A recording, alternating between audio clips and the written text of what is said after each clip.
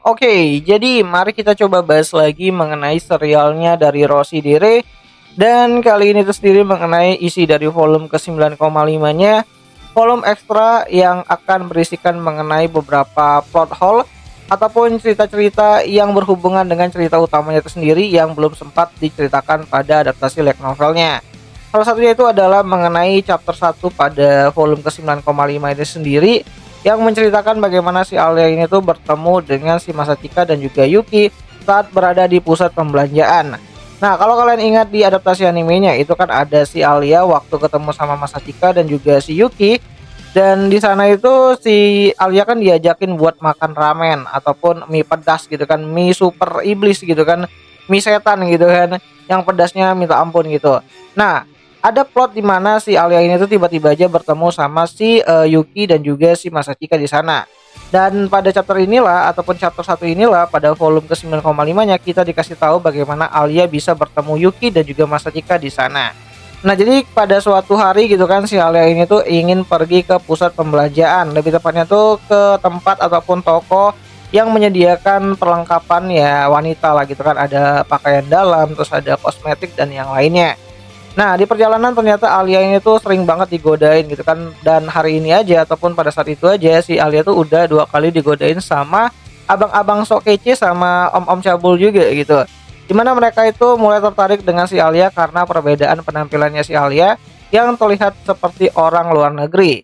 Ya kalian tahu sendiri kalau Alia itu adalah blasteran Jepang Rusia gitu kan, dan tentu aja di sini orang-orang itu melihat si Alia tuh sebagai seorang turis, bukan sebagai warga asli Jepang itu sendiri. Walaupun sebenarnya Alia udah pernah tinggal di Jepang dan juga mengerti bahasa Jepang. Nah, jadi digodain lah si Alia ini tuh sama abang-abang gitu kan, kayak nanyain jalan, terus kayak ala-ala bahasa Inggrisan gitu kan, kayak excuse me gitu kan.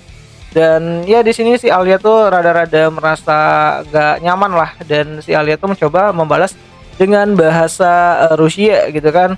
Tapi ternyata orang tersebut itu yang godain si Alia tuh nggak ngerti, dan di sana Alia malah dimarahin. Dimana Alia dikatain kalau si Alia tuh jangan ke Jepang kalau nggak bisa bahasa Jepang.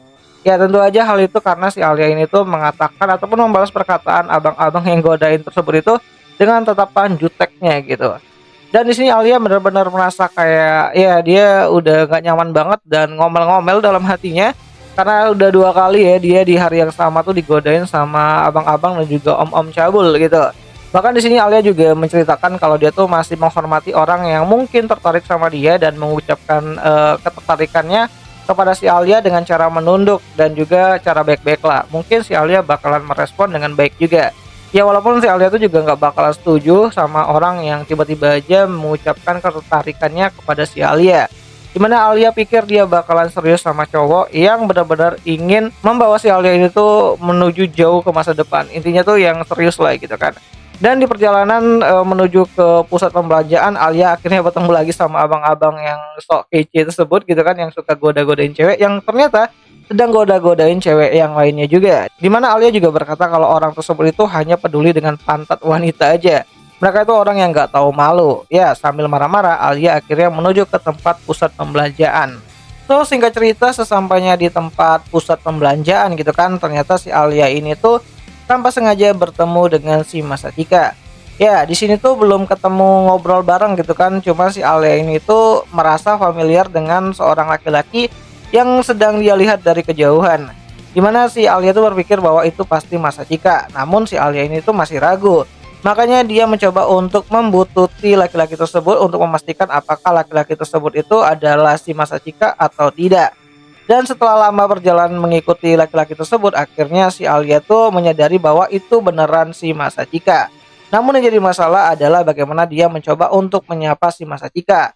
Dan lebih parahnya lagi, si Alia itu mulai menyadari kalau ternyata lantai pusat pembelanjaan yang dia masuki dan juga ada Masachikanya di sana itu adalah pusat pembelanjaan barang-barang wanita. Dan di sini Alia tuh udah mikir macam-macam aja gitu kan. Ya, walaupun begitu si Alia juga masih mikirin bagaimana dia mencoba untuk menyapa si Masachika. Tanpa sadar si Alia tuh terus-terusan ngikutin semua kegiatannya si Masachika. Ya di sini si Alia tuh mencoba mengingat kembali kalau dia tuh pernah lihat ya salah satu adegan di TV di reality show gitu kan, bahwa jika ada seorang perempuan itu bertemu sama teman laki-lakinya tanpa sengaja, kata-kata yang biasa diucapkan itu adalah Nggak menyangka ya kita bertemu di sini dan apakah ini adalah sebuah takdir? Namun ketika si Alia tuh mikir kembali ketika dia ingin mengucapkan kalimat tersebut kepada si Masachika, Alia pun menjadi malu-malu.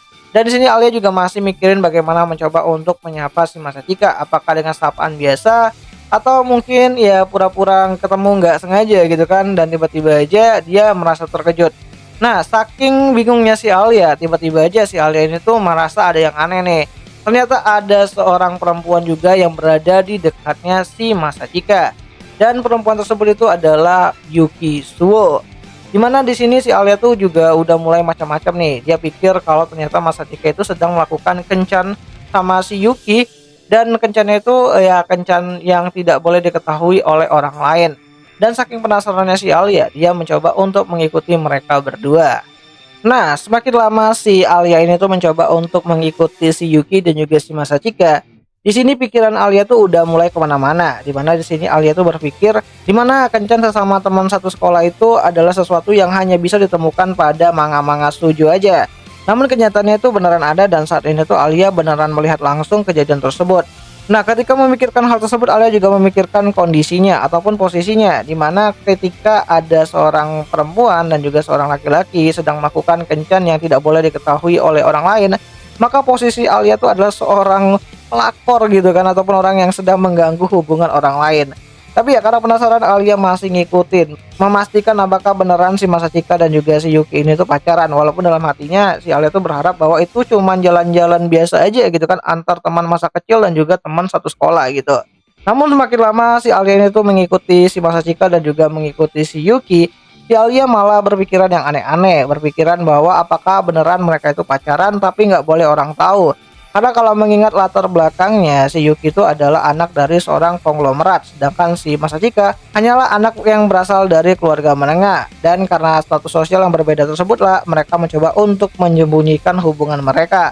Namun ketika di rumah, mereka melakukan hal-hal yang di luar batas kenormalan.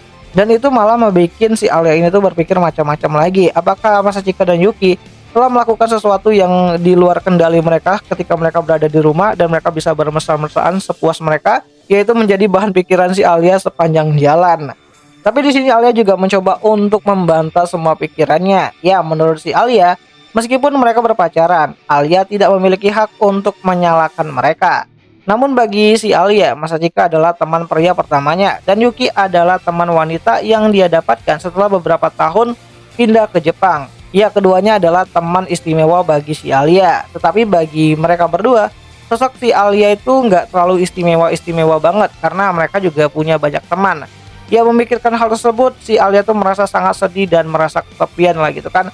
Dan tanpa sadar berkata, dasar Masachika tukang selingkuh. Ya, itu adalah unek-unek si Alia ini tuh selama perjalanan mengikuti si Masachika dan juga si Yuki. Sampai akhirnya penyelidikan perselingkuhan detektif Alia akhirnya terbongkar saat si Yuki berbalik dan menyapa dirinya.